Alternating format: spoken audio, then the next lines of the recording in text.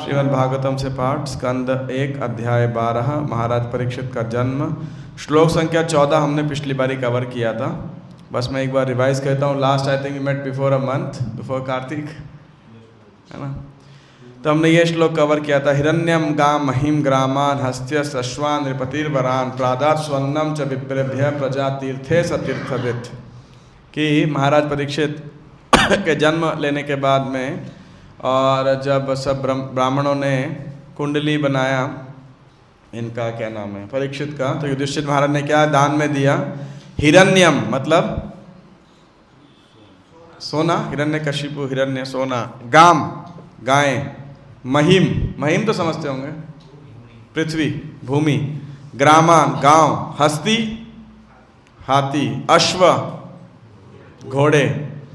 इसमें कोई सोच रहा होगा क्रेटा या किया गाड़ी नहीं लिखी हुई तो आज के करंट उसके जो सिनोनिम्स कह सकते हैं या उसके कॉरस्पॉन्डिंग एलिमेंट्स आज की डेट में। नृपतिर वरान, तो राजा ने पुरस्कार में दान में वरान वर दिए। प्रादात सु अन्नम, और बहुत अच्छा भोजन खाने को दिया। प्रादात गिव अप, किनको दिया? विप्रेभ्य ब्राह्मणों को कब दिया? प्रजा तीर्थे सतीर्थवित, पुत्र के जन्म दिवन पर जानते हुए, क्योंकि राजा तीर्थवित थे, जानकार थे कब किसको कैसे दान दिया देना चाहिए। ये भी एक कला है, एक विज्ञान है। सुपात्र को सही समय पे या मुहूर्त कह सकते, जो भी शुभ घड़ी पे किसी उपलक्ष्य पर दान देना चाहिए। अब ये बात सत्य है नहीं है, लेकिन मैंने सुना था, मेरा अपना भी विचार ऐसा ही है। कहीं ऐसा पढ़ने को तो नहीं शास्त्र में मिला, लेकिन पुराने ज़माने में ऐसा कोई, हमने लास्ट में चर्चा भी किया था कि बर्थडे मनाने का कल्चर था नहीं ऐसा खास, राइट, है ना। और वो होता था तो मंदिर जाएगा, बड़ों का आशीर्वाद लेंगे, दान देंगे, यही होता था बेसिकली, है कि नहीं, ताकि भाई दोबारा बर्थडे ना हो। अभी आजकल बर्थडे सेलिब्रेट होएगा तो लोग बस यही मानेंगे और बर्थडे हो। तो पीपल आर सो, उनको अपनी सेल्फ एस्टीम खत्म होगा तो इम्पोर्टेंट फील कराया जाता है, नहीं आप बहुत इंपॉर्टेंट हो, आप बहुत इंपॉर्टेंट हो। तो एनीवे, वैसे बर्थडे में देखा तो सेलिब्रेट करने का है क्या? माता के गर्भ से आप निकले, खुशी खुशी तो निकले नहीं थे, है कि नहीं, अपने कर्मों के साइकिल से फंस करके इधर आप निकले। तो एनी हाउ, तो टेक्स्ट नंबर 15 ऑनवर्ड्स आज चर्चा करने का प्रयास करेंगे। हरे कृष्णा। तो ये महाराज परीक्षित के जन्म की चर्चा हो रही है और युधिष्ठिर महाराज, अब इसके बाद में जो ब्राह्मण लोग हैं वो महाराज परीक्षित की जन्मपत्री कुंडली, उनके जीवन, उनके मृत्यु, उनकी अचीवमेंट्स, उनके गुणावली इत्यादि को बताने वाले हैं। तो लास्ट टू लास्ट जितने 2-3 क्लासेस के अंदर हमने एस्ट्रोलॉजी, संस्कार और लास्ट टाइम ब्राह्मणों के प्रति उसके बारे में डिटेल में चर्चा किया या कुछ आपने सुन लिया होगा। सो अब आज का जो ये परीक्षित महाराज का जन्म बड़ा महत्वपूर्ण है, क्योंकि मेरी पर्सनल रीडिंग में, ऐसा किसी आचार्य ने लिखा, पर मेरे एक भागवतम फर्स्ट कैंटो को स्टडी करने के दृष्टिकोण में इस प्रथम स्कंद के हीरो नायक जो है वो कौन है? महाराज परीक्षित। क्योंकि अभी उनका जन्म हुआ इस अध्याय में, इसीलिए उनके जन्म की चर्चा बड़ी विशेष है। अभिमन्यु सुतम प्राह, कि जो अभिमन्यु के पुत्र हैं परीक्षित महाराज, इनका जन्म बड़ा दिव्य है। कैसे जन्म दिव्य है? अब देखो, ये तो गर्भ में ही मारे जा चुके थे अश्वत्थामा के ब्रह्मास्त्र से, लेकिन किसने रक्षा किया इनका? स्वयं भगवान ने इनका जो है रक्षा किया। इसके बाद में इनका कर्म बहुत दिव्य है। कैसे कर्म दिव्य है वो आप देखिएगा, 16 से लेके 16 और 17वें अध्याय में आप देखोगे। इतना विचित्र कर्म है, कोई इतना शक्तिशाली व्यक्ति हो कि कलिराज को स्वयं दंडित कर सके, आप सोचो, है कि नहीं। हम लोग तो कली से प्रभावित हैं या कली से परे हैं? सब प्रभावित हैं, बुरी तरह प्रभावित हैं, लेकिन वह ऐसे महानुभाव थे जो कि कली को दंडित कर सकते थे। आप सोचो, इतने शक्तिशाली सम्राट, इतने धर्मज्ञ राजा, इतने प्रभावशाली। तो वो जो पूरी घटना कली से उनका डीलिंग की जो घटना है, कली से जो उन्होंने जिस प्रकार कली के साथ में इतना सामर्थ्य और इतनी दया और उतनी दक्षता जो उन्होंने प्रदर्शित की, जब वो कथा आएगी तो ऐसे लगेगा क्या बड़ी बात है, but when will discuss will explain what it is. जो महाराज परीक्षित ने किया वो एक अभूतपूर्व कार्य है बेसिकली जो उन्होंने किया। और उसके बाद उनकी मृत्यु कैसे दिव्य है।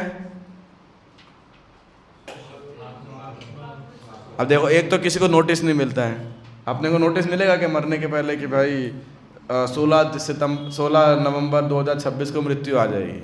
अपनी मृत्यु आनी होगी तो क्या होगा, बस खटाक करके आ जाएगी, कुछ पता लगना नहीं है, ऐसा है ना। लेकिन उनको नोटिस मिला, और वो भी ऐसे व्यक्ति, अपन लोगों को मान लो नोटिस मिल जाए अगर कि भाई 7 दिन बाद 16 नवंबर को अभी 12:30 बजे, उस दिन रात के 10 बजे आपकी अंतिम घड़ी आएगी, तो हम लोग क्या करेंगे, हमारी क्या प्रतिक्रिया होगी, हैं? अच्छा, पहले सुसाइड कर लेंगे। पर अगर मान लो एक बार अगर अपने को हम परीक्षित महाराज की जगह रखें तो क्या होएगा बताओ।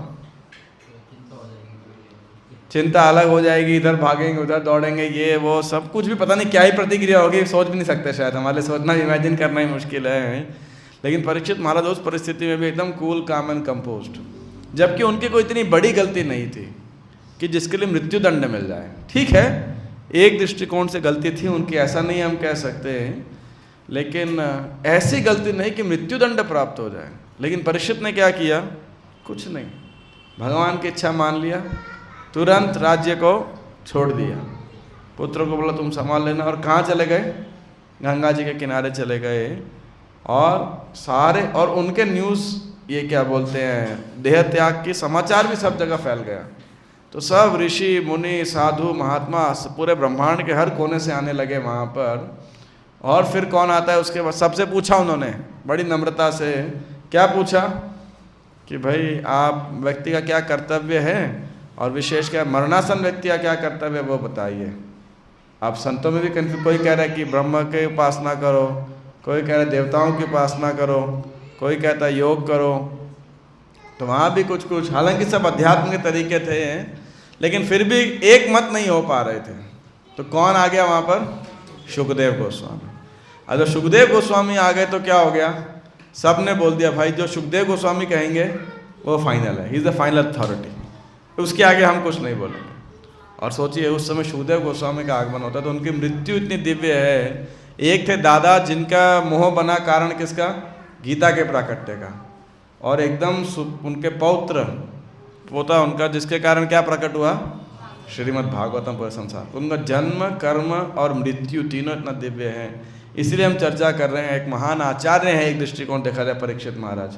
और ऐसे नवदा भक्ति में देखें तो किस विधि के आचार्य हैं वो, श्रवणम के, है ना। तो उनके जन्म की हम चर्चा कर रहे हैं, और ब्राह्मण लोग उनका गुणगान करेंगे कि कैसा उनका जीवन होगा। तो आप मेरे पीछे दोहराने का प्रयास कीजिएगा।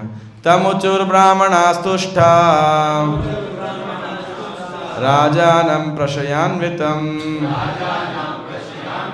एष यस्मिन् प्रजातन्तौ पुरुणां पौरवर्षभम्। अब जब ब्राह्मणों को दान दक्षिणा मिल गया तो बहुत संतुष्ट हो गए, क्योंकि that is a source of earning, they are very happy satisfied, है ना। तो उन्होंने राजा को पुरुणाम पौरवर्षभ, कि पुरुओं में पौरव ऋषभ, कि आप जो हो सभी पुरुओं में प्रधान हो। और उनको क्या बोला कि आपका जो पुत्र है निश्चय ही पुरुओं की परंपरा में है। मतलब ये भी एक्चुअली पुराने एक राजा हुए थे पुरु, तो उनकी जीनियोलॉजी चल रही है, बाद में शायद कुरु बाद में हुए उसके बाद, और ऐसे ऐसे। तो इसीलिए पौरवर्षभ पुरुणाम। तो ये लड़का है, ये भी खानदान का नाम क्या करेगा, मतलब ऐसा खराब नहीं करेगा, कलंक नहीं है। कहने का भाव है कि ये आपके वंश का गौरव बढ़ाने वाला है। दैवेना प्रतिघातेना शुक्ले संस्थामुपयुषी रातो वोनुग्रहार्थाय विष्णुना प्रभविष्णुना। तो उन्होंने कहा कि ये जो लड़का है, संतान है, ये कैसा है, शुक्ले, शुद्ध, स्पॉटलेस। ये किस लिए प्रकट हुआ है, बचाया गया आप पे अनुग्रह करने के लिए। सर्वव्यापी भगवान विष्णु के द्वारा, विष्णुना प्रभ विष्णुना, और सर्वशक्तिमान भगवान के द्वारा आप पे अनुग्रह करने के लिए रातों बचाया गया है, भगवान का रक्षित है। उसे तब वह बचाया गया कब? जब वह संस्थान उपेयुषे, almost at the junction of termination, मृत्यु की जब पॉइंट पे था, नष्ट होने वाला था, तब उस क्षण उसको भगवान ने मृत्यु जीवन दान दिया, कह सकते हो, या बचाया उसे। तो प्रभुपाद जी तात्पर्य बता रहे हैं कि क्यों परीक्षित को 2 कारणों से बचाया गया था। पहला कि भगवान का विशुद्ध भक्त होने के कारण अपनी माता के गर्भ में यह शिशु निष्कलंक था। दूसरा कारण यह था कि यह शिशु पुण्यात्मा राजा युधिष्ठिर के पवित्र पूर्वज पुरु के वंश का एकमात्र उत्तराधिकारी था। भगवान चाहते हैं कि पवित्र राजाओं की परंपरा चलती रहे, जिससे वे शांतिमय तथा संपन्न जीवन की वास्तविक प्रगति के लिए उनके प्रतिनिधियों के रूप में राज्य करें। तो इस प्रकार से यहाँ पे बताया गया है। तो एनीवे इसी प्रकार प्रभु जी बता रहे हैं कि किस प्रकार दिव्य साहित्य या भगवान के जो भक्त हैं बद्ध जीवों की रक्षा करते हैं। और क्योंकि ये भगवान विष्णु के द्वारा रक्षित है, इसलिए इसका नाम क्या पड़ेगा? क्या नाम पड़ेगा?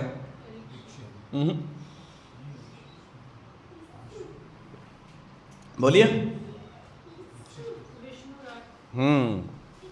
विष्णु रात। परीक्षित इसीलिए आगे आएगा। परीक्षित क्यों कहलाएंगे ये? क्योंकि जब ये आ रहे तो देख रहे वो कौन व्यक्ति है जिसकी मैंने गर्भ में रक्षा देखा था, दर्शन किया था, तो परीक्षा करे, सबको देख रहे हैं। लेकिन भगवान विष्णु के द्वारा रक्षित थे, इसलिए इनका नाम क्या पड़ेगा? विष्णु रात। तस्मा नामना विष्णु रात इति लोके भविष्यति न संदेहो महाभाग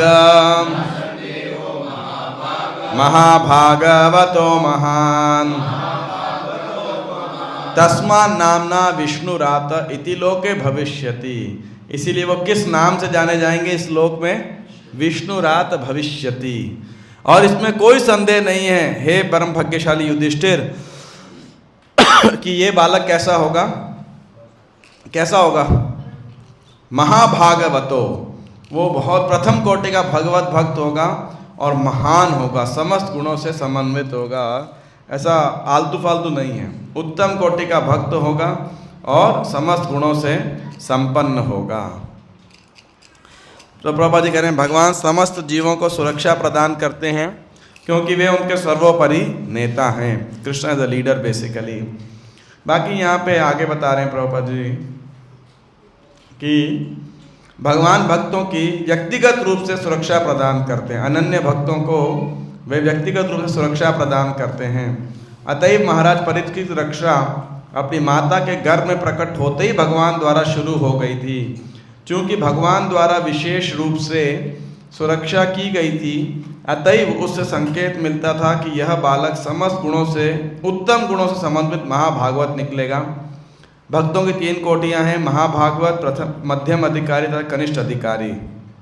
तो प्रभुपाद जी इन कनिष्ठ अधिकारी, मध्यम अधिकारी और महाभागवत की चर्चा कर रहे हैं। तो ये मैं डेफिनेशन बता रहा हूँ, फिर आप बताइएगा आप में से कौन मध्यम हो, कौन कनिष्ठ हो, कौन महाभागवत हो।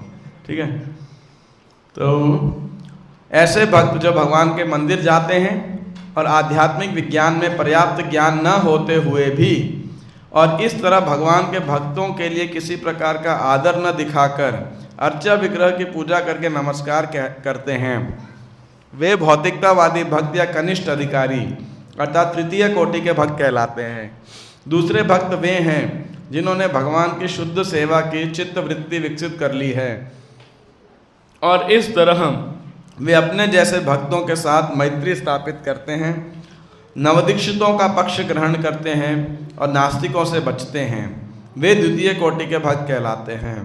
किंतु जो लोग भगवान में सारी वस्तुएं देखते हैं या प्रत्येक वस्तु को भगवान की समझते हैं और प्रत्येक वस्तु में भगवान का नित्य संबंध देखते हैं, जिससे उन्हें भगवान के अतिरिक्त कुछ भी नहीं दिखता, वे महाभागवत या प्रथम कोटि के भगवत भक्त कहलाते हैं। तो आप में कितने तृतीय कोटि के हो? कनिष्ठ अधिकारी।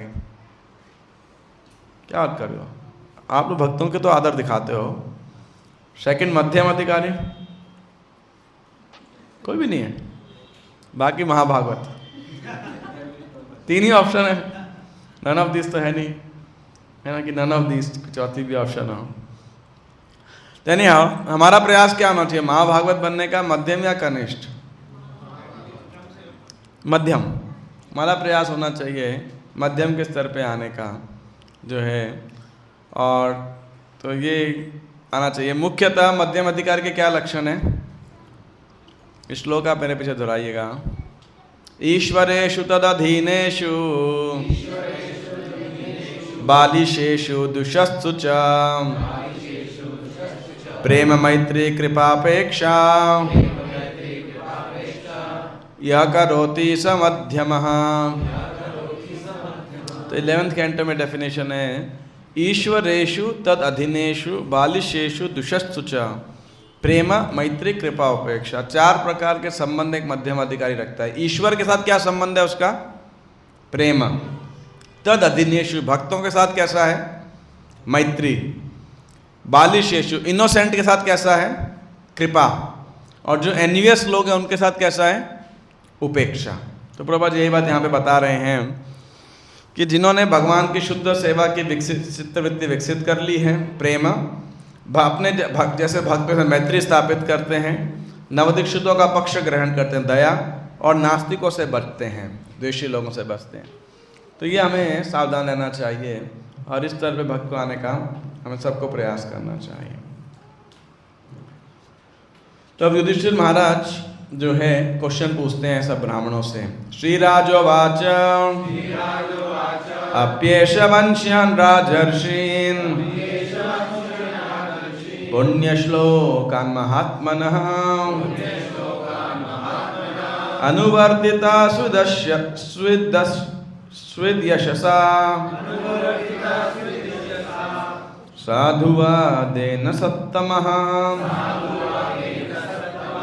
तो राजा युधिष्ठिर ने पूछा, हे महात्माओं बताओ कि ये जो इस महान राजवंश कुरुवंश में प्रकट हुआ है, ये क्या पुण्य बाकी राजर्षियों की तरह ही, अन्य राजाओं की तरह राजर्षि होगा? अनुवर्तिता शुद्ध यशसा, उतना ही यशस्वी होगा कि नहीं? और साधुवादेन, और क्या अपनी उपलब्धियों से महिमा मंडित होगा? यानी इसकी अपनी पहचान होगी। ये नहीं कि खाली इसके बाप दादा जो हैं वीर थे, महारथी थे, बड़े अच्छे राजा थे, इसकी स्वयं की आइडेंटिटी भी होगी कि नहीं होगी?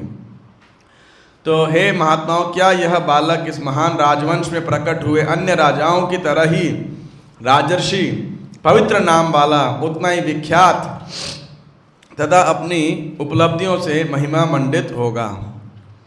तात्पर्य, राजा युधिष्ठिर के पूर्वज राजर्षि पुण्यात्मा तथा अपनी महान उपलब्धियों से महिमा मंडित थे।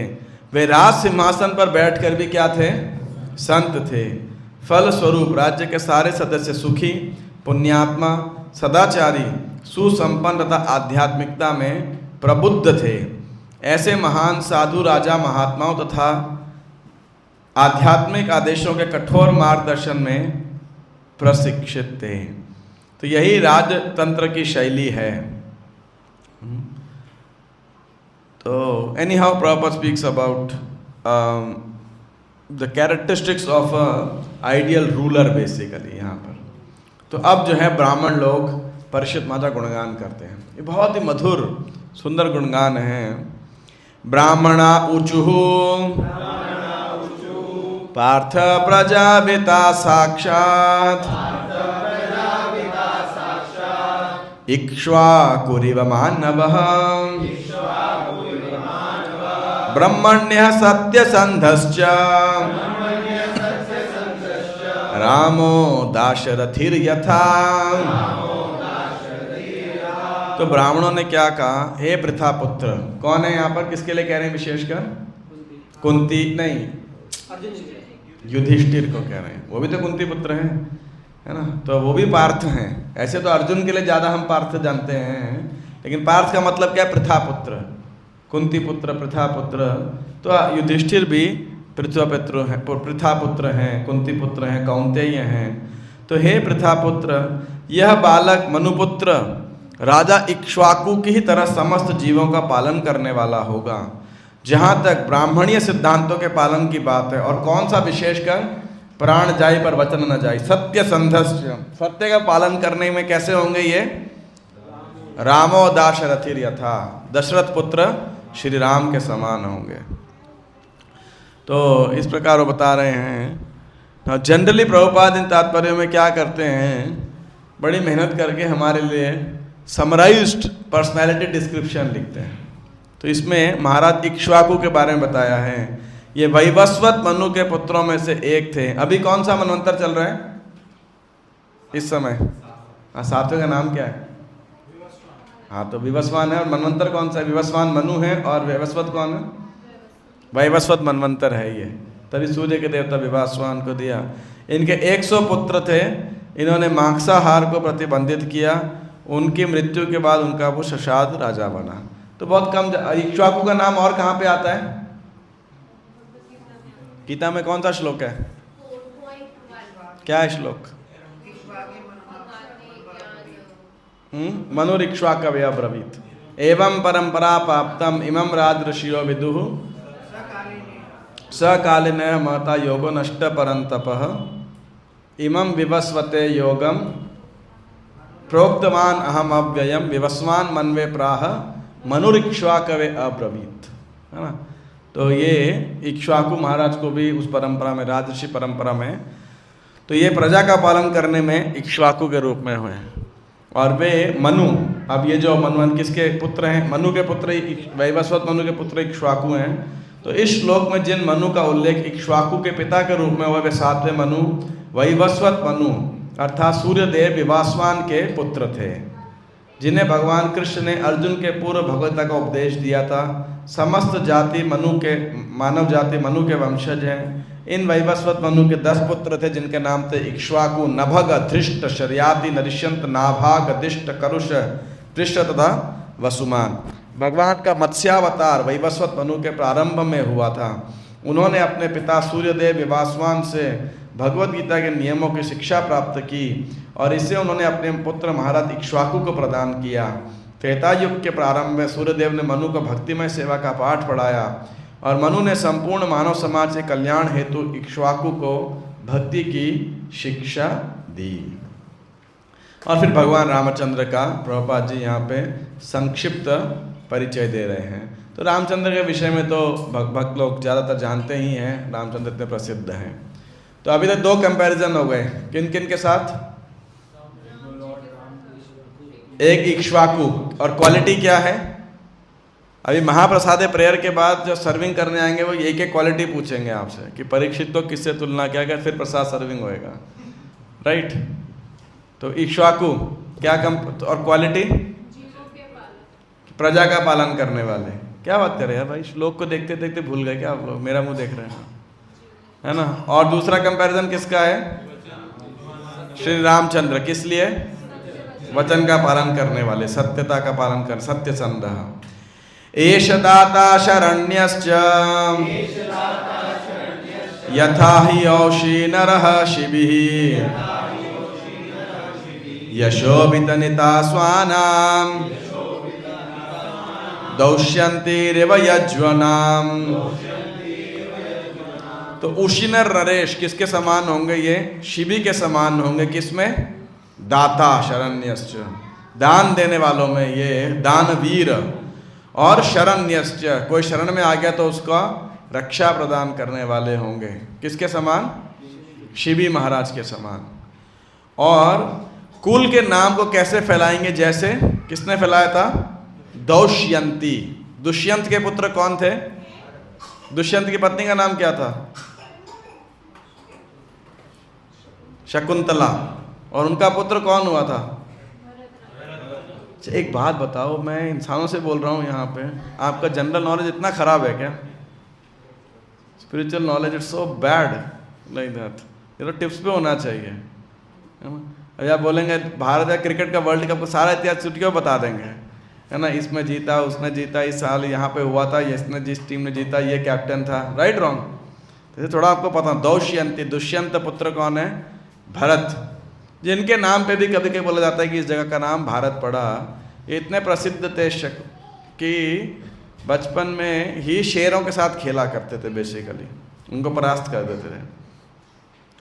तो ये शिवी महाराज के विषय में बताया है महाभारत इत्यादि में। और आपने कहानी भी सुनी होगी, वो कबूतर आता है और एक आता है बाज, वो खाना चाह रहा था कबूतर को, तो शरण देते हैं उससे, तो क्या करते हैं अपने शरीर का मांस काट काट के शिवी महाराज देने लगते हैं। तो ये कहानी प्रभुपाद जी यहाँ पे बता रहे हैं। और दौष्यंती भरत, इतिहास में अनेक भरत हुए हैं, जिनमें से भगवान राम के भाई भरत, राजा ऋषभ के पुत्र भरत तथा महाराज दशयंत के पुत्र भरत अत्यंत प्रसिद्ध हैं। ऐतिहासिक दृष्टि से ये सारे भरत विश्व विख्यात हैं। यह पृथ्वीलोक ऋषभ के पुत्र राजा भरत के कारण भारत या भारतवर्ष के नाम से जान विख्यात है। लेकिन कुछ लोगों के मतानुसार यह देश दुष्यंत के पुत्र के शासन के कारण भारत के नाम से प्रसिद्ध पड़ा।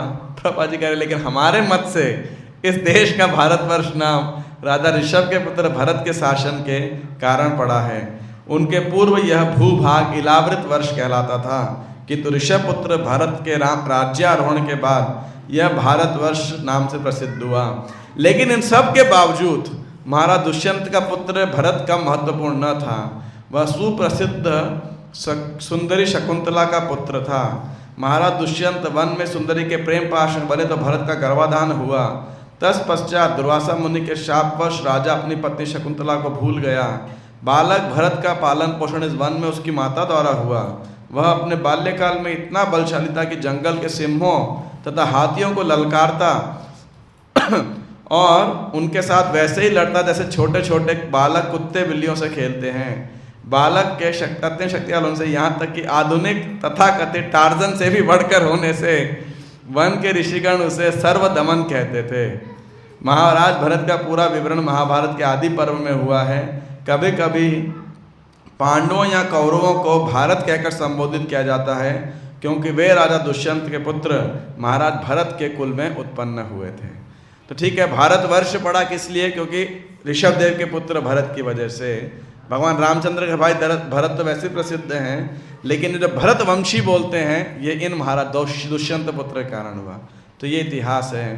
तो कह रहे हैं कि दुष्यंत ये इस भरत के क्या क्वालिटी के कंपेयर किया गया है कि महाराज प्रसिद्ध कैसे होंगे? हाँ, फेमस, फेम, यशस्वी, यशो वितनिता स्वानाम, कि एकदम आज भी देखो प्रसिद्ध हैं। आप भूल गए अलग बात है, बट पूरा एक नाटक हुआ करता था शकुंतला दुष्यंत के ऊपर, फिल्म बनती थी और बहुत प्रसिद्ध होते थे ये शकुंतला चरित्रम ऐसे करके जो है।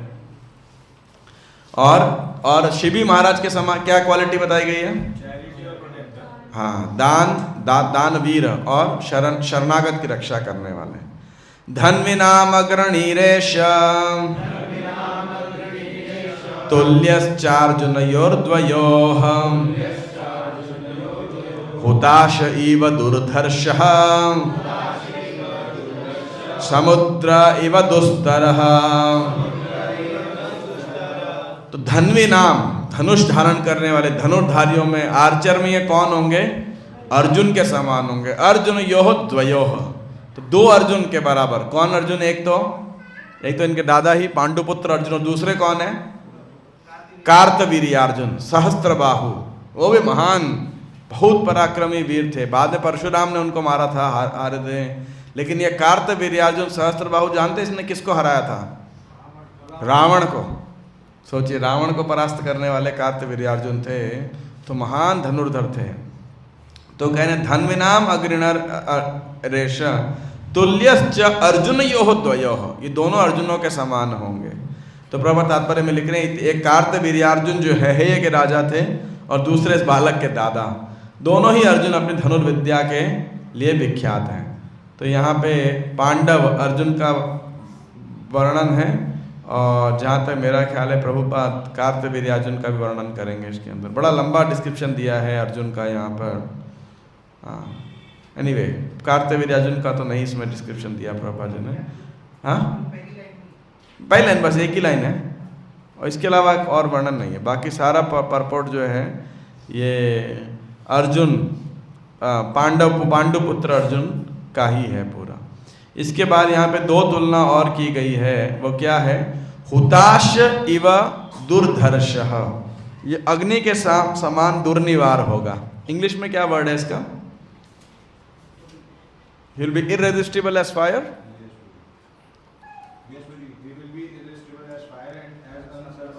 As insurpassable, समुद्र को पार कर पाना लगभग असंभव है। कौन समुद्र को तैर करके या पार कर लेगा? तो उसी प्रकार इनको भी पार कर पाना या हरा पाना बड़ा मुश्किल होगा। और अग्नि के समान दुर्निवार, इररेजिस्टिबल, कि मतलब जब ये एक तरीके से कह लो शत्रुओं पे बरसेंगे तो इन्हें कोई रोक नहीं सकता, रेजिस्ट नहीं कर सकता। अग्नि के सामने क्या होएगा? फाइनली आपको भस्म ही होना पड़ेगा। जैसे अभी साल भर या 1.5 साल पहले, I think it was California और हॉलीवुड के अंदर जब फायर्स थी, सो मच क्या क्या नहीं किया, लेकिन क्या अग्नि रुकी? क्या आपको पता होगा ना वो समाचार जो था, कितना ही नुकसान हुआ, कितने दिन तक चलती रही। हेलीकॉप्टरों से केमिकल फेंक रहे थे, पानी फेंक रहे थे, क्या क्या, बट इट वॉज अनस्टॉपेबल। तो उसी प्रकार ये परीक्षित को भी रोक पाना असंभव होगा। आगे अब तुलना कर रहे हैं। मृगेंद्र इव विक्रांतो निषेव्यो हिममानिव तितिक्षुर्वसुधेवासौ सहिष्णुः पितराविव। तो मृगेंद्र इव विक्रांतो, शक्तिशाली होंगे किसके समान? ये मृगेंद्र, जानवरों के राजा सिंह के समान होंगे। निषेव्य हिमवान इव, हिम जो हिमालय है उसके समान ये क्या होंगे? शरण, आश्रय प्रदान करने वाले होंगे, शरणागत को शरण प्रदान करने वाले होंगे। इसका अर्थ क्या है कि हिमालय पे पशु पक्षी, साधु, महात्मा, दैत्य, दानव, चोर, कोई भी जाता है, हिमालय क्या करते हैं? सबको आश्रय प्रदान कर देते हैं। कोई उनकी गुफा में रहता है, कोई जंगलों में रहता है, कोई चोटी पे रहता है। हर प्रकार का जंगली जानवर है, कोई भी है, सब हिमालय सबको आश्रय प्रदान करने वाले हैं। उसी प्रकार ये भी सबको आश्रय प्रदान करने वाले होंगे। तितिक्षु वसुधा इव, सहनशील किसके समान होंगे? पृथ्वी के समान, धरती के समान सहनशील होंगे। क्षमावान, तितिक्षु, यहाँ पे तितिक्षु specifically is the quality of forgiveness. और सहिष्णु पितराविव, और अपने माता पिता के समान सहिष्णु होंगे, है ना? तो ये माता पिता के समान सहिष्णु होंगे, मुझे ये तो नहीं एग्जैक्टली इसका समझ आ रहा क्यों क्या होंगे, लेकिन यहाँ पे सिंह के समान बलशाली, क्योंकि जब शेर किसी का पीछा करता है तो उसकी फिर क्या है? फाइनली मृत्यु निश्चित ही है उसकी। तो इसलिए ये शत्रुओं का प्रबल पीछा करेंगे, मतलब कोई चोर डकैत शत्रु बच नहीं सकता। और यदि कोई शरणागत लेने आया तो उसकी पूर्ण रक्षा, आश्रय प्रदान करने वाले हैं। यानी परीक्षित की शरण में आने वाले को कोई फिर मार नहीं सकता, यानी कहने का अर्थ ये है। और तितिक्षु वसुधा, जो धरती माता है, जिस प्रकार आप देखो धरती क्या क्या नहीं क्षमा करती। आप सोचिए, हम बोरिंग करते हैं, खोदते हैं, लोग डायनामिट लगा के फोड़ते हैं और कचरा फेंकते हैं, लेकिन पृथ्वी हार्डली कभी रिटेलिएट करती है कि नहीं? कभी कभी भूकंप वगैरह आता है, अलग बात है, लेकिन अन्यथा पृथ्वी माता सबको बड़ा सहनशील रहती है, आश्रय प्रदान करती है। जानते हो 8वें स्कंद में क्या बोला गया? पृथ्वी पे सबसे बड़ा बोझ किसका लगता है पृथ्वी को? क्या? झूठ बोलता है। बोलते झूठ बोले कौवा काटे, ऐसा बोलते थे ना। लेकिन जो व्यक्ति झूठ बोलता है, सत्य भाषण करता है, पृथ्वी माता को उसका बोझ असहनीय लगता है। अन्यथा पृथ्वी बहुत क्षमावान है जो है। तो पृथ्वी के निवासियों द्वारा पृथ्वी पर अनेक उत्पात मचाए जाते हैं। आधुनिक युग में लोग पृथ्वी की सतह पर परमाणु अस्त्रों का विस्फोट करने लगे हैं, फिर भी पृथ्वी निवासियों के उत्पातों को सहती रहती हैं। माता पिता बच्चों की समस्त प्रकार की शैतानियों को सहते रहते हैं। जिस प्रकार एक माता छोटे बच्चे को क्षमा करती है, आदर्श राजा में ये सारे उत्तम गुण होने चाहिए, और बालक परीक्षित इन सारे गुणों से परिपूर्ण होने की भविष्यवाणी की जा रही है। Somehow I have a little doubt over this statement of माता पिता बच्चों की, जिस प्रकार एक माता छोटे बच्चे को क्षमा करती है। ना दिस इज जनरली ट्रू, लेकिन आधुनिक समाज इतना पतित है कि माता गर्भ में बच्चे का गर्भपात करा देती है ना। आप सोच सकते हो ये कलयुग कितना भयावह है। इसके अंदर एक असहाय शिशु को, संतान को गर्भ के अंदर एक तरीके से उसकी माता के द्वारा ही उसका वध किया जाता है कि नहीं। तो normally parents forgive childs every mistake basically, लेकिन ये कलयुग ऐसी मतलब पतित अवस्था है कि माता अपने बच्चों का वध कर रही है। पितामह समः साम्ये प्रसादे गिरिशोपमः आश्रयः सर्वभूतानां यथा देवो रमाश्रयः। पितामह समः साम्ये, ये पितामह कौन है? और कोई?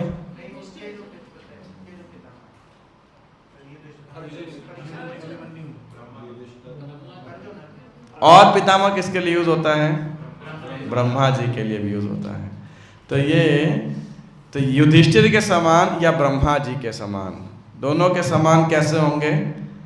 पितामह समः साम्य, मन की समता के अंदर, मेंटल इक्विलिब्रियम, अर्थात लगभग नॉट इंटेलिजेंस, इनको कोई भी परिस्थिति विचलित नहीं कर सकती। ये प्रत्येक परिस्थिति में जो है इनका मन बिल्कुल शांत रहता है। कोई है यहाँ पे ऐसा जिसका मन शांत रहता हो? सुख में हर्षित हो जाते हैं, दुख में डिस्टर्ब हो जाते हैं, लेकिन ये परीक्षित हर परिस्थिति में युधिष्ठिर महाराज के समान या पितामह ब्रह्मा के समान उनका मन क्या रहेगा? शांत है, मन की समानता रहेगी। और इसके बाद क्या कह रहे हैं? प्रसादे गिरीशोपमः, गिरीश शिव जी। तो दान या कृपालुता में, पहले दान में किसका उदाहरण दिया गया था? शिवी। अरे एक और उदाहरण दे रहे हैं शिवजी के समान। शिवजी में आपने कब देखा दान की कौन सी क्वालिटी है? कभी सुना आपने? आशुतोष, हाँ जी क्या कह रहे हैं? हाँ, आशुतोष को प्रदान कर देते हैं शिव जी। तो लेकिन जो तपस्या करेगा, प्रसन्न करेगा, उसको देंगे। शिवी महाराज का दान कैसा था कि जो शरणागत आया उसको दिया। वैसे भी दान दिया करते थे लेकिन शरण रक्षा करने वाले थे। लेकिन शिव जी का दान कैसा है? ये अपने पास कुछ नहीं रखते। अब देखो यहाँ अभी हमारे कई भक्तों के विवाह हो रहा है, तो आप जब मैच देखने जाते हो, आप बोलो भाई मैं तो कभी घर ही नहीं बनाऊंगा। कोई लड़का बोले ऐसा, तो कौन शादी करेगी? कोई लड़की शादी करेगी उसके साथ में? अब शिव जी के पास कौन शादी कर रही है उनके साथ में? अब तो राजकुमारी है, दक्ष की पुत्री है सती या बाद में पार्वती। और शिव जी कहाँ रहते हैं? कैलाश पे पेड़ के नीचे रह रहे हैं, और घर ही नहीं बनाया, कोई महल नहीं है। आप सोचिए, अब इसीलिए पार्वती को या भवानी को सतियों में महान कन्या बोला गया है। स्त्रियों में क्यों तुलना दी गई है कि भाई उनके हस्बैंड का घर ही नहीं है। तो पार्वती कंप्लेन करते थे कि भाई अब बहुत हो गया, कभी तो घर बनाओ, घर तो अपना होना चाहिए, छोटा ही सही चाहे। तो पार्वती ने एक बारी कंप्लेन किया शिव जी को। शिव जी ने बोला चलो ठीक है, फाइनली अब हम घर बनाते हैं। तो बड़ा सुंदर महल बनाया, सोने का, इसका उसका। फिर गृह प्रवेश किया, सब ब्राह्मण आए, यज्ञ किया, सब हुआ। जब दान दक्षिणा देनी थी तो शिव जी ने क्या किया? वो पूरा घर ही दान में दे दिया। पार्वती बोली भाई बस चलो उसी पेड़ के नीचे रहते हैं, है ना। तो इसीलिए शिव जी को दान जो है, खुद के पास कुछ नहीं रखते हुए भी वो दूसरों को प्रदान कर सकते हैं, पूरी क्षमता होते हुए। आप सब जिसकी पत्नी दुर्गा देवी है, इस पूरे ब्रह्मांड की अधिष्ठात्री देवी है जिसकी, और वो खुद कैसे रह रहा है ना। तो इसीलिए शिव जी जो है कैलाशपति जो है दानशीलता में उनके समान होगा। और क्या तो यह देवी लक्ष्मी के भी आश्रय, भगवान नारायण के समान सबों को आश्रय देने वाले होंगे। ये क्वालिटी हमें दिखाई पड़ेगी जब कलिराज को आएंगे। तो शिव जी आशुतोष हैं, रावण को भी देते हैं, वृकासुर को वरदान दिया, इत्यादि इत्यादि इत्यादि। और फिर रमापति क्या है, यथा देवो रमाश्रय, भगवान विष्णु के समान सबको आश्रय प्रदान करने वाले होंगे। सर्व सद्गुण महात्म्य एष कृष्ण मनुव्रतः रन्ति देव इवोदारो ययातिरिव धार्मिकः। सर्व सद्गुण महात्म्य जो है, समस्त सद्गुणों से ये महिमा मंडित होंगे, महिमान्वित होंगे यह बालक। एष कृष्ण मनुव्रतः, और क्या है, भगवान श्री कृष्ण के चरण चिन्हों का पालन करते हुए उन्हीं के समान होंगे। उदारता में रांति देव के समान होंगे। रांति देव की कहानी आप सुनते हो कौन से स्कंद में, भागवत के 9वें स्कंद के अंदर। रांति देव की कथा मालूम है किसी को? नहीं मालूम है? क्या बात कर रहे हैं, रांति देव की कथा नहीं सुनी? हाँ, कौन बोल रहा है? यस,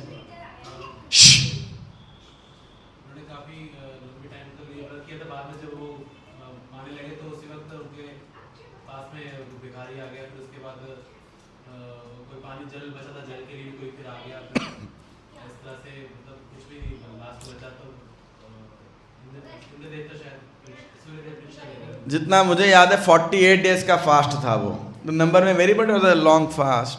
और जब पारण करने लगे तो जो अन्न था, प्रसाद था, यहाँ तक कि जल भी उन्होंने बांट दिया। और फिर भगवान को, बच्चों क्या करना है, अगर बोलोगे तो इधर आके माइक पे बोलना है आपको, और या फिर शांत रहना है, ठीक है ना। तो रांति देव ऐसे वो मतलब वो सब कुछ बांट दिया उन्होंने, और बहुत सुंदर भगवान को प्रार्थनाएं अर्पित करी थी। तो 9वें स्कंद में कहानी आती है। तो रांति देव के समान ये उदार होंगे, और धर्म का पालन करने में किसके समान होंगे ये, महाराज ययाति के समान होंगे। ययाति की कथा कौन से स्कंद में आती है?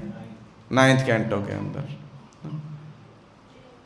और ये रांति देव की कथा है, महाभारत द्रोण पर्व में ज्ञात होता है। ये आतिथ्य के लिए और भोजन वितरण के लिए विख्यात थे। और ययाति, इनकी कहानी आती है शुक्राचार्य की लड़की यया शर्मिष्ठा और देवयानी के साथ इनका सब विवाह वगैरह सब होता है। तो लंबे चौड़ी कहानी है उसके अंदर, बट जो है महाराज ययाति का वर्णन आता है इसके अंदर। इसके आगे क्या है, धृत्या बलि समः कृष्णे प्रहलाद इव सदग्रह आह तैर्श्वमेधानां वृद्धानां पर्युपासकः। तो धैर्य में धृति, धृत्या बलि समः कृष्णे, तो ये बलि महाराज के समान होंगे। और कृष्णे प्रहलाद इव सदग्रह, और प्रहलाद महाराज के समान कृष्ण के अनन्य भक्त होंगे। अश्वमेधानाम, अनेक अश्वमेध यज्ञ करने वाले होंगे। और वृद्धानाम पर्युपासकः, और वृद्धियों और एक्सपीरियंस लोगों को उपासना करेंगे, नेग्लेक्ट नहीं करेंगे।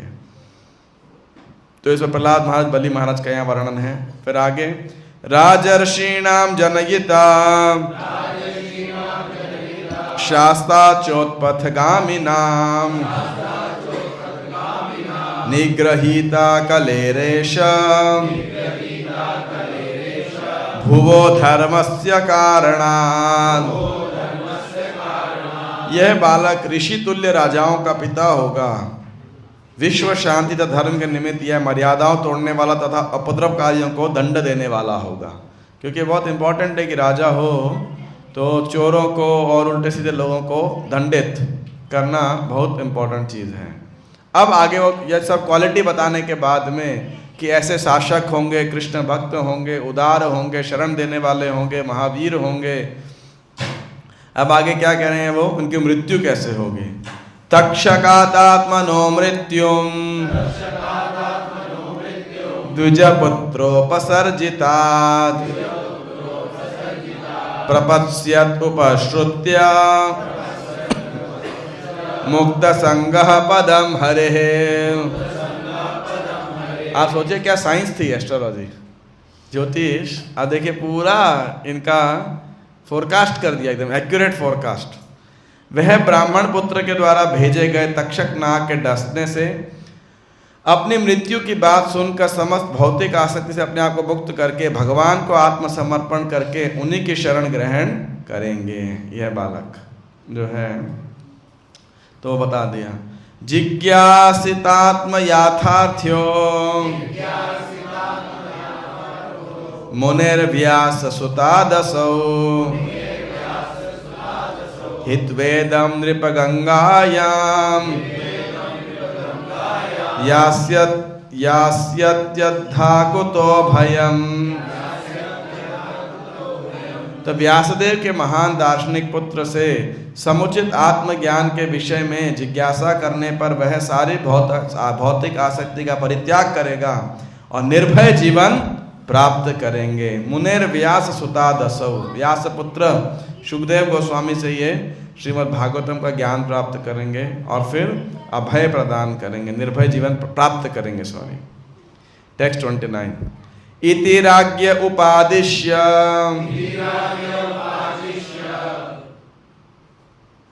विप्राजातक कोविदः लब्धापचितयः सर्वे प्रतिजग्मुः स्वकान् गृहान्। तो विप्रा जातक कोविदः, तो जो ब्राह्मण थे, विप्र थे, जो वैदिक ज्ञान में पटु थे, और जातक कोविदः, जात संस्कार जन्म उत्सव करने में एक्सपर्ट व्यक्ति थे। तो इति राज्ञ उपादिश्य, इस प्रकार उन्होंने राजा को बालक के भविष्य के बारे में उपदेश दिया। और लब्ध अपचितयः सर्वे, और पर्याप्त मात्रा में दक्षिणा प्राप्त करने के बाद प्रति जगमुह, वापस चले गए। कहाँ चले गए? स्वकान गृहान, अपने अपने घर को लौट गए। तो ये अच्छा एक तात्पर्य है जानकारी के लिए, तात्पर्य श्रील प्रभुपाद के द्वारा। वेद भौतिक तथा आध्यात्मिक दोनों ही प्रकार से ज्ञान के आगार हैं, किंतु ऐसे ज्ञान का उद्देश्य आत्म साक्षात्कार की पूर्णता है। दूसरे शब्दों में, सभ्य मनुष्यों के लिए वेद सभी प्रकार से मार्गदर्शक हैं। क्योंकि मानव जीवन समस्त प्रकार के कष्टों से छुटकारा पाने का सुअवसर है, अतएव वेदों के ज्ञान द्वारा इसका समुचित ढंग से पथ प्रदर्शन होता है, चाहे वह भौतिक आवश्यकताएं हों या आध्यात्मिक मोक्ष। मनुष्य का ऐसा विशेष वर्ग जो वेदों के ज्ञान में समर्पित होकर लगा रहता था, विप्र अर्थात वैदिक ज्ञान का स्नातक कहलाता था। वेदों में ज्ञान के विभिन्न शाखाएं हैं, जिनमें ज्योतिष तथा आयुर्वेद दो महत्वपूर्ण शाखाएं हैं जो सामान्य जीवन के लिए आवश्यक हैं। अतएव बुद्धिमान लोग, जिन्हें सामान्यतया ब्राह्मण कहा जाता था, वैदिक ज्ञान की विभिन्न शाखाओं में पारंगत होकर समाज का मार्गदर्शन करते थे। यहाँ तक कि ऐसे बुद्धिमान व्यक्ति धनुर्वेद में भी पारंगत होते थे और विप्रगण ज्ञान के इस अनुभाग के भी शिक्षक होते थे, यथा द्रोणाचार्य तथा कृपाचार्य इत्यादि। सो इज प्रॉपर एक्सप्लेनिंग कि समाज में ब्राह्मणों की आवश्यकता और वैदिक ज्ञान जिसके ज्ञाता होते थे ब्राह्मण, वो वेदों की जो मटेरियल नॉलेज है और वेदों की जो स्पिरिचुअल नॉलेज है उसके ज्ञाता होते थे। और उनमें से कोई ब्राह्मण स्पेशलाइज्ड होंगे ज्योतिष में, कोई आयुर्वेद में, या कोई धनुर्वेद में, या कोई अन्य विज्ञान के अंदर। और ये सब विज्ञान जो है मानव जीवन के लिए बड़े सहायक हुआ करते थे। Astrology, Ayurveda, medical science, all this stuff it was important. और पहले इसका बहुत ज्ञान होता था लोगों को, लेकिन स्पेशली ब्रिटिश एजुकेशन कल ही तभी फ्लरिश करेगा जब लोगों का वैदिक ज्ञान से विश्वास हट जाएगा बेसिकली। और इसीलिए ब्राह्मण संस्कृति का जब नाश हो जाएगा तो कल ही आगे बढ़ता जाएगा। तो आप देखिएगा ये जितने भी नॉलेज थे, वैदिक नॉलेज, ये धीरे धीरे समाप्त होते जाएंगे। इसका मतलब ये नहीं है कि ये वैदिक साइंसेस खराब हैं, इसके जानकार नहीं रह गए हैं, but they are very valuable, Ayurveda और एस्ट्रोलॉजी एंड सो फोर्थ, क्योंकि ये भी वैदिक नॉलेज है। चाहे वैदिक नॉलेज का मटेरियल पार्ट है, बट मटेरियल पार्ट भी तो इम्पॉर्टेंट है ना भाई, जब तक आपके पास मटेरियल बॉडी है तो वो भी इम्पॉर्टेंट है, कैसे इस तरह डील करना है। यहाँ पर वर्णित विप्र शब्द अत्यंत शब्द महत्वपूर्ण है।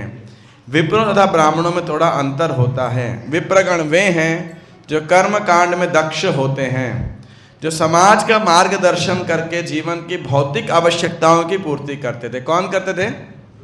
विप्र। जबकि ब्राह्मण लोग दिव्यता के आध्यात्मिक ज्ञान में पटु होते हैं। ज्ञान का यह विभाग ज्ञान कांड कहलाता है और इससे भी ऊपर उपासना कांड होता है। उपासना कांड का चरम परिणति भगवान विष्णु की भक्तिमय सेवा में होती है। और जब ब्राह्मण सिद्धि प्राप्त कर लेते हैं तो वे वैष्णव कहलाते हैं। पूजा की विधियों में विष्णु पूजा सर्वोच्च विधि है। समुन्नत ब्राह्मण वैष्णव होते हैं जो भगवान की दिव्य प्रेम भक्ति में संलग्न रहते हैं। इस प्रकार श्रीमद् भागवत जो भक्ति का विज्ञान है वैष्णव को अत्यंत प्रिय है। हाँ, अब आगे देखिए इस तात्पर्य का आखिरी पैराग्राफ। कर्म कांड के पंडितों में से जातक कर्म में पटु विप्र अच्छे ज्योतिषी होते थे, जो नवजात शिशु के भविष्य को केवल समय लग्न की गणना से बता देते थे। महाराज परीक्षित के जन्म काल के समय ऐसे पटु जातक विप्र विद्यमान थे और उनके पितामह महाराज युधिष्ठिर ने विप्रों को पर्याप्त सोना, भूमि, गांव, अन्न तथा गाय समेत अन्य आवश्यक वस्तुएं भेंट की। सामाजिक संरचना में ऐसे विप्रों की आवश्यकता है और राजा का यह कर्तव्य है कि ऐसे लोगों का अच्छी तरह पालन करें जैसा कि वैदिक पद्धति में विधान है। ऐसे पटु विप्र राज्य द्वारा पर्याप्त धन दिए जाने पर सामान्य लोगों की निःशुल्क सेवा कर सकते हैं और इस तरह वैदिक ज्ञान का यह विभाग सबों के लिए सुलभ हो सकता है। तो ये they would not charge anything, वो फ्री में नॉलेज दिया करते थे। कैसे दे पाते थे? क्योंकि राजा के द्वारा वेल मेंटेन्ड होते थे, है ना, इसका फोकस हो रहता था। तो देयरफॉर ये ऐसे ब्राह्मणों की भी, विप्रों की और ब्राह्मणों दोनों की आवश्यकता है for material wellbeing as well as spiritual wellbeing. विप्र किस चीज में डील किया करते ज्यादा? मटेरियल वेलबींग, और ब्राह्मण स्पिरिचुअल वेलबींग। और उससे भी ऊपर आगे कौन है बढ़ते बढ़ते? वो हैं वैष्णव बेसिकली। अब पहले इनका नाम क्या था? इस बालक का किस नाम से विख्यात होंगे, जाने जाएंगे? वो विष्णुरात। अब यहाँ कह रहे हैं एक और नाम से जाने जाएंगे। वो क्या नाम है? स एष लोके विख्यातः परीक्षित इति यत् प्रभुः पूर्वं दृष्टमनुध्यायन् परीक्षेत नरेष्विह। इस तरह यह पुत्र संसार में परीक्षित नाम से विख्यात होगा, क्योंकि यह उन व्यक्ति की खोज करने के लिए सारे मनुष्यों का निरीक्षण करेगा जिन्हें इसने अपने जन्म के पूर्व देखा है। इस तरह यह निरंतर उनका चिंतन करता रहेगा। यानी क्या करता रहेगा? ये भगवान का चिंतन करता रहेगा। जब भी किसी को देखेगा तो क्या सोचेगा? क्या देख रहा होगा? क्या ये वही व्यक्ति जिसने मेरी घर में रक्षा की थी, मैंने जिसे घर में दर्शन किया था? इसलिए इनका नाम क्या होगा? परीक्षित या परीक्षक, जो परीक्षा करते रहेंगे, देखते रहेंगे। तो क्योंकि देखिए तात्पर्य बताया गया है, ये बड़ा सुंदर तात्पर्य है। मैंने शायद पहले भी यहाँ पे पढ़ा था, ये फिर भी पढ़ता हूँ। महाराज परीक्षित भाग्यशाली थे क्योंकि माता के गर्भ में रहते हुए ही उन पर भगवान की छाप पड़ चुकी थी। अतएव वे निरंतर भगवान का चिंतन किया करते थे। एक बार यदि भगवान के दिव्य रूप की छाप किसी के मन में स्थित हो जाए तो वह भगवान को नहीं भूल सकता। बालक परीक्षित गर्भ से बाहर आने के बाद प्रत्येक व्यक्ति की परीक्षा यह देखने के लिए करता रहता था कि कहीं यह वही व्यक्ति तो नहीं है कि जिसने उसे गर्भ में सर्वप्रथम देखा था। लेकिन भगवान के समान या उनसे बढ़कर आकर्षक कोई नहीं हो सकता। अतएव वह बालक किसी को स्वीकार नहीं कर सका। लेकिन ऐसी परीक्षा के द्वारा भगवान निरंतर उसके साथ रहे और इस तरह स्मरण के द्वारा महाराज परीक्षित भगवान की भक्ति में सदैव लगे रहते हैं। अब आप देखिए आगे का जो परपोर्ट है बड़ा महत्वपूर्ण है, ध्यान से सुनिएगा सब जितने पेरेंट्स हैं या वुड बी पेरेंट्स हैं। इस प्रसंग में श्रील जीव गोस्वामी की टीका है कि यदि प्रत्येक बालक पर बचपन से ही भगवान की छाप पड़ जाए तो वह निश्चित रूप से महाराज परीक्षित की ही भांति भगवत बन सकता है। भले ही कोई महाराज परीक्षित तरह इतना भाग्यशाली न हो कि उसे माता के गर्भ में ही भगवान के दर्शन हो लें, लेकिन यदि बालक के कौन चाहें, माता पिता चाहें, यदि बालक के माता पिता चाहें, अगर नहीं चाहेंगे तो बात और है, लेकिन यदि चाहें तो वह ऐसा बन सकता है। इस प्रसंग में मैं अपना व्यावहारिक उदाहरण दे सकता हूँ, पर्सनल टेस्टिमोनियल। मेरे पिता भगवान के शुद्ध भक्त थे और जब मैं 4-5 वर्ष का था तो मेरे पिता ने मुझे राधा कृष्ण की एक युगल मूर्ति प्रदान की थी। मैं खेल खेल में अपनी बहन के साथ इन विग्रहों की पूजा किया करता था और मैं निकट के राधा गोविंद मंदिर की पूजा विधि का अनुकरण किया करता था। निरंतर इस मंदिर में जाकर तथा वहाँ होने वाले उत्सवों का अपने खेल के विग्रहों के साथ अनुकरण करके मैंने भगवान के प्रति सहज आकर्षण विकसित कर लिया। मेरे पिता मेरी स्थिति के अनुरूप इन उत्सवों का अवलोकन करते थे। बाद में स्कूल तथा कॉलेज जाने के कारण मेरे कार्यकलाप ठप्प हो गए और मेरा अभ्यास छूट गया, किंतु अपनी युवावस्था में जब मैं अपने गुरु श्रीमद् भक्ति सिद्धांत सरस्वती गोस्वामी महाराज से मिला तो मेरी पुरानी अभिरुचि फिर से जागृत हो उठी और वही खेल की मूर्तियाँ मेरे आराध्य अर्चा विग्रह बन गई। यह तब तक चलता रहा जब तक मैंने पारिवारिक संबंध नहीं तोड़ लिए और मुझे प्रसन्नता है कि मेरे पिता ने मुझ पर जो पहली छाप छोड़ी वह गुरु की कृपा से बाद में भक्ति में विकसित हो सकी। महाराज प्रहलाद ने भी यही उपदेश दिया है कि इस प्रकार ईश्वरीय छाप बाल्यपन के प्रारंभ में ही पड़ जानी चाहिए, अन्यथा जीव मनुष्य जीवन रूपी सुअवसर को खो सकता है जो अन्य रूपों की भांति नश्वर होते हुए भी अत्यंत मूल्यवान है। यदि आप सब चाहोगे तो आपके बच्चे परीक्षित महाराज जैसे बन सकते हैं, यदि आप चाहोगे ही नहीं तो रावण जैसे बनेंगे। आपके ऊपर है आप कैसे बनाना चाहते हो, और आप केवल छाप छोड़ सकते हो, बाकी वो क्या बनते हैं नहीं बनते हैं वो अलग बात है। तो इसीलिए छाप छोड़ने के लिए आपके पास भी पर्याप्त मात्रा में छाप होनी चाहिए, है ना। तो आप क्या छाप छोड़ते हो वो इम्पोर्टेंट है, खासकर उनके बाल्यकाल के अंदर। स राजपुत्रो ववृद्धे आशु शुक्ल इवोडुपः आपूर्यमाणः पितृभिः काष्ठाभिरिव सोन्वहम्। जिस प्रकार शुक्ल पक्ष में चंद्रमा दिन प्रतिदिन बढ़ता जाता है, उसी तरह यह राजकुमार परीक्षित शीघ्र ही अपने संरक्षण पितामहों की देखरेख तथा सुख सुविधाओं के बीच तेजी से विकास करने लगा। यक्ष्यमाणोश्वमेधेन ज्ञाति द्रोह जिहासया राजा लब्ध धनो दध्यौ नान्यत्र करदंडयोः। इसी समय राजा युधिष्ठिर स्वजनों से युद्ध करने के कारण किए गए पापों से मुक्ति के लिए अश्वमेध यज्ञ करने पर विचार कर रहे थे, लेकिन उन्हें कुछ धन प्राप्त करने की चिंता सवार थी, क्योंकि लगान तथा जुर्माने से एकत्र कोष के अतिरिक्त और कोई धन संग्रह नहीं था। क्यों नहीं था धन संग्रह? हाँ, अभी इतना युद्ध हुआ ना तो सब कोष जो है खत्म हो गया। तो परीक्षित महाराज को ये चिंता थी, हमें भी चिंता है, अभी मंदिर बनाना है तो हमारी ट्रेजरी फुल होनी चाहिए राधिका रमन की। तो युधिष्ठिर महाराज को भी यज्ञ करना था, बड़ा प्रोजेक्ट करना था, तो चिंता थी उन्हें। तो जब चिंता थी तो उनके भाइयों ने क्या किया, तद अभिप्रेतम आलक्ष्य भ्रातरोच्युत चोदितः धनम प्रहीणमाजहुर उदिच्याम दिशि भूरिशः। तो राजा की हार्दिक इच्छाओं को जानकर उसके भाइयों ने अच्युत भगवान कृष्ण की प्रेरणा अनुसार उत्तर दिशा से राजा मरुत द्वारा छोड़ा गया प्रचुर धन एकत्र किया। तो ये बड़ी कथा है महाभारत के अंदर। तो ये महाराज मरुत के बारे में बताया गया कि महान सम्राट थे, काफ़ी टाइम पहले इन्होंने संसार पर राज्य किया था और इन्होंने एक यज्ञ का संचालन किया कि भगवान प्रसन्न हो गए, स्वर्ण के पर्वत श्रृंग का अधिकारी बना दिया। तो पूरा पर्वत किसका था? वो सोने का बना हुआ था। तो तो यहाँ पर पांडव लोग भगवान की प्रेरणा से गए और फिर बहुत सारा धन जो है एकत्रित करके लेके आए। प्रभुपाद जी कहते हैं ऐसे यज्ञ कर पाना कलयुग में क्या है, असंभव है। इसीलिए क्या करो, संकीर्तन यज्ञ।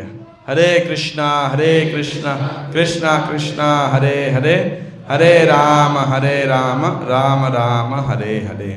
तेन संभृत संभारो धर्मपुत्रो युधिष्ठिरः वाजिमेधैस्त्रिभिर्भीतो यज्ञ समयजद्धरिम्।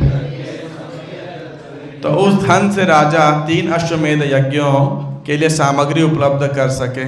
कुरुक्षेत्र के युद्ध के बाद अत्यंत भयभीत पुण्यात्मा राजा युधिष्ठिर ने इस प्रकार भगवान हरि को प्रसन्न किया। तो युधिष्ठिर क्यों भयभीत थे, उन्हें बड़ा भय था कि इतना भारी नरसंहार हुआ है तो कितना पाप हुआ होगा। तो इसीलिए, और केवल किस लिए, मुझे सिंहासन पर बैठाने के लिए। तो इसीलिए वो भयभीत थे और यज्ञ इत्यादि करना चाहते थे प्रायश्चित के लिए। 3 अश्वमेध यज्ञ किए उन्होंने भगवान की प्रेरणा से। भागवतम कहता है उन्होंने हालांकि 3 यज्ञ किए, लेकिन उनकी ख्याति किससे भी ज़्यादा हो गई, इंद्र से भी ज़्यादा। इंद्र को कितने यज्ञ किए होते हैं इंद्र ने, 100 शतक क्रतुः 100 सेंचुरी जिसने पूरा किया होता है उसी को इंद्र का पद प्राप्त होता है। लेकिन इंद्र से भी अधिक श्री महाराज युधिष्ठिर की ख्याति प्रसिद्ध हो गई। आहुतो भगवान राजा आहुतो भगवान राज्ञा याजयित्वा दुजैर्नृपम् उवासकति चिन्मासान् सुहृदां प्रियकाम्यया। महाराज युधिष्ठिर यज्ञ में आमंत्रित होकर भगवान श्री कृष्ण ने इस बात का ध्यान रखा कि सारे यज्ञ योग्य ब्राह्मण द्वारा संपन्न किया कराए जाएं। तत्पश्चात संबंधियों की प्रसन्नता के लिए भगवान वहाँ कुछ 1 मास रहते रहे। तो प्रशिक्षित ब्राह्मणों ने भगवान ने उन्हें अश्योर किया, कुछ महीने रहे वहाँ पर। ततो राज्ञा बनुज्ञातः कृष्णया सह बन्धुभिः ययौ द्वारवतीं ब्रह्मन् सार्जुनो यदुभिर्वृतः। तो हे शौनक, तत्पश्चात भगवान ने राजा युधिष्ठिर, द्रौपदी तथा अन्य संबंधियों से विदा लेकर अर्जुन तथा यदुवंश के अन्य सदस्यों के साथ द्वारका नगरी के लिए प्रस्थान किया। विदा लेकर अर्जुन और यदुवंश के अन्य अर्जुन को भी साथ लेकर गए और द्वारका नगरी के लिए प्रस्थान किया। इस प्रकार श्रीमद् भागवत के प्रथम स्कंद के अंतर्गत सम्राट परीक्षित जन्म नामक 12वें अध्याय का भक्तिवेदांत तात्पर्य पूर्ण हुए। श्रील प्रभुपाद की जय, श्री परीक्षित महाराज की जय। तो अर्जुन को साथ लेकर के गए और अब जो अगला अध्याय आएगा इसमें क्या होगा, अब विदुर जी आएंगे यहाँ पर। और विदुर जी किस लिए आए थे वो अगले अध्याय में हम चर्चा करेंगे, लेकिन मूलतः धृतराष्ट्र की आसक्ति को काटने के लिए। तो धृतराष्ट्र को फिर उसका उद्धार करते हैं और अगले अध्याय में वर्णन आएगा कि युधिष्ठिर महाराज अपने आसपास बहुत सारे अपशकुन देखते हैं। तो फिर और अर्जुन बहुत समय से लौटा नहीं था, अर्जुन बहुत समय से लौटा नहीं था। तो वो सोचे कि कहीं ऐसा तो नहीं कि श्री कृष्ण अब प्रकट हो गए हैं। और फिर अर्जुन आता है और उन्हें वो समाचार देता है। तो अब आने वाले जो 3 अध्याय हैं ये तीनों रिटायरमेंट और डिसअपियरेंस के हैं, जहाँ पे धृतराष्ट्र, फिर श्री कृष्ण और उसके बाद 5 पांडव। तो किसी का कोई प्रश्न है, कोई जिज्ञासा है तो आप पूछ सकते हो। जी प्रभु। हमने देखा कि जो जितने भी ब्राह्मण हैं परीक्षित महाराज के मृत्यु की भी चर्चा कर रहे हैं और इतना भी बता रहे हैं कि तक्षक आएंगे, तक्षक इनको डसेंगे। और परीक्षित महाराज श्रृंगी के शाप के द्वारा ये भी पूरा डिस्क्रिप्शन है। तो आप अब हम देखते हैं कि इतना तक मतलब एक एक्शन भी डिस्क्राइब्ड है। So then it comes that where is the free will. और जितना हम चर्चा कर रहे हैं उस पे कि मतलब परीक्षित जी के मन में ये आ गई, ये तो आना ही था। क्या आना था? मतलब परीक्षित जी से द्वारा ये तो पाप होना ही था, पाप या गलती होनी थी। तो where is the question of free will in this? प्रभु जी का प्रश्न है, फ्री विल कहाँ जाती है जब इतना सब डिस्टाइंड है, इतनी एक्यूरेसी, हर चीज तो बता ही दिया है। तो कर्मवाद और दैववाद, सृष्टि के प्रारंभ से इनके बीच झगड़ा हमेशा चलता रहेगा। एक बोलेगा कर्म ही पूजा है, दूसरा बोलेगा सब कुछ डिस्टाइंड है। till today this discussion has not come to a concrete conclusion from the dawn of creation. So always you have a debate. आप तीनों को क्या करना है ये बताओ।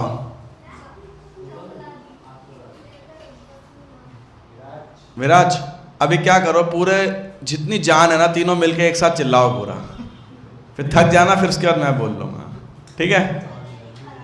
गला खराब है तब भी इतना आवाज़ कर रहे हो, और ठीक होता तो क्या करते? ठीक है, 5-10 मिनट के बाद आपको ब्रेक दे देंगे, फिर खूब शोर मचाना, ठीक है? तो first of all this dialogue में this confusion you can say is from the beginning of creation and will remain till the end of creation, like that. तो निश्चित रूप से सी the best of astrologers can even see what is going to be the free will of the person also basically, you know. तो ऐसा नहीं है कि free will का कोई स्कोप नहीं है, लेकिन कर्मों की गति इतनी क्या कह सकते हैं, परफेक्ट है, you can say, and so subtle कि वो बिल्कुल आपका अगला जो स्टेप है बता सकती है। The best of astrologers can even understand कि इस समय पे इसकी चॉइस ये होगी, basically he will make this choice like that, है ना? हाँ, but then there is absolutely no free will. If there is no absolute free will, then there is no need of shastras, there is no need of knowledge. पर क्योंकि ज्ञान इसलिए दिया जा रहा है ताकि व्यक्ति उस ज्ञान को प्राप्त करके अपने कर्मों के द्वारा जो स्वाभाविक फ्री विल है, यानी स्वाभाविक प्रवृत्ति है रादर, सॉरी, उसको बदल सके, उसके लिए प्रयास कर सके, जो मनुष्य जीवन के अंदर ही संभव है। बाकी जगह तो वैसे कोई फ्री विल नहीं है, लेकिन केवल मनुष्य में यही संभावना है। और इसीलिए जो शास्त्रों के अंदर उपदेश हैं वो इसलिए दिए गए हैं ताकि व्यक्ति प्रयास कर सके उत्थान के लिए और ना कि पतन के लिए, basically, you know. But philosophically this debate will never be reconciled between कर्मवाद एंड दैववाद। And another thing is, but that doesn't mean that we stop endeavoring. correct. You know, अगर आप इस फिलॉसफी को ले करके जीवन जीने लग जाओगे कि कर्म करना बेकार है, like that, खाली भाग्य पे सब कुछ निर्भर है, तो ये आपकी फ्री विल है कर्म ना करने की, where you are using देववाद as an excuse basically.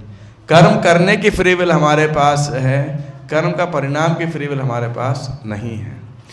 Yeah, another question in this line only, then that why does a person gets implicated because of already destined action?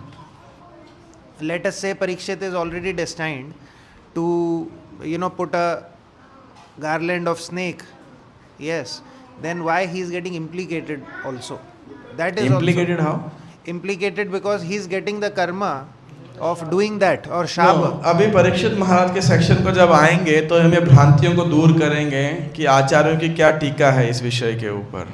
So let us not jump to that conclusion कि उस समय जो परीक्षित ने सांप रखा वो क्या है, उसके परिणाम में क्या हुआ, क्यों हुआ, क्योंकि उसका बहुत सुंदर कंक्लूजन है।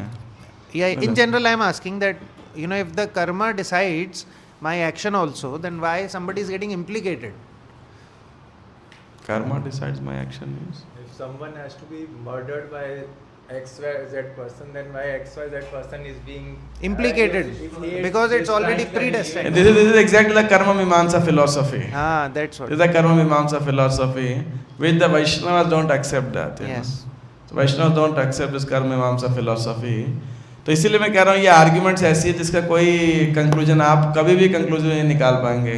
और स्पेशली वैष्णव लोग जो होते हैं ना वो सबसे चतुर होते हैं, तो उनको जो पॉइंट सिद्ध करना होगा हम सिद्ध कर सकते हैं, क्योंकि हमको सारी फिलॉसफी पता है।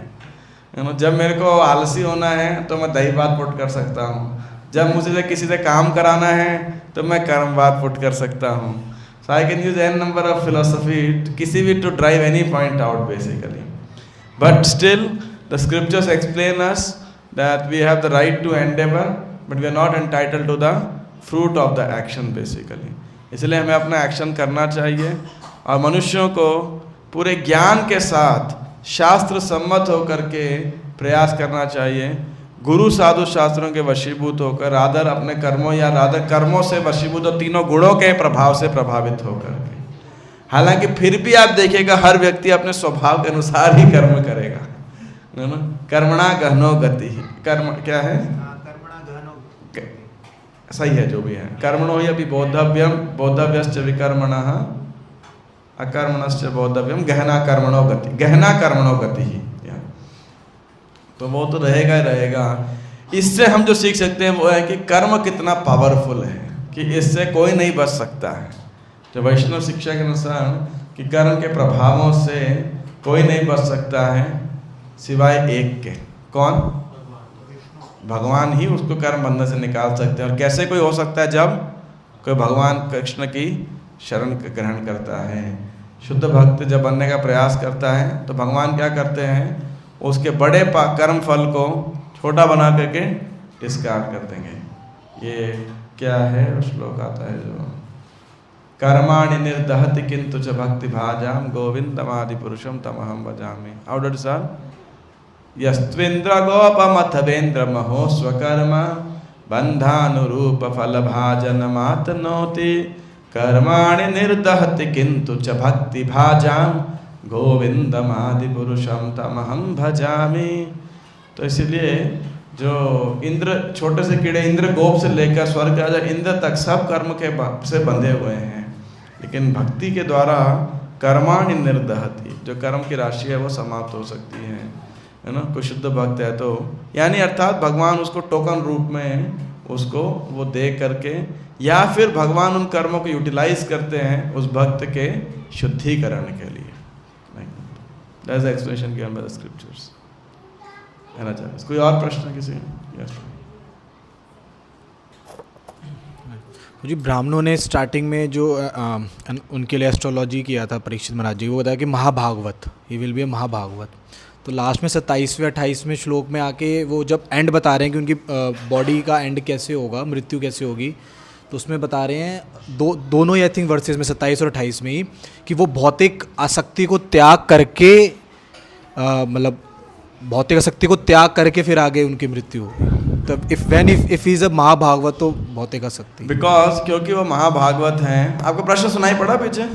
इनका प्रश्न है कि पहले बता देते कि वो तो महाभागवत होंगे, तो फिर और बाद में कह रहे हैं कि वो भौतिक आसक्ति का परित्याग करेंगे, तो महाभागवत भी भौतिक आसक्ति होती कहाँ है?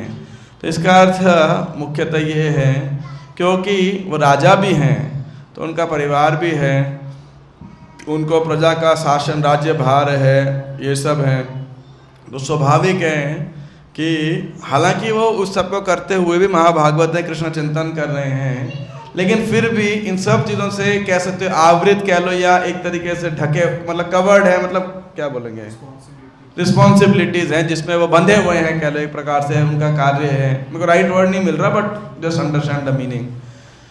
तो उन सब को त्याग करके now he will be full fledged 100% exclusive engagement and devotional service will be shown basically. That's the import of this. और कोई प्रश्न? कोई माता जी इसका प्रश्न नहीं है?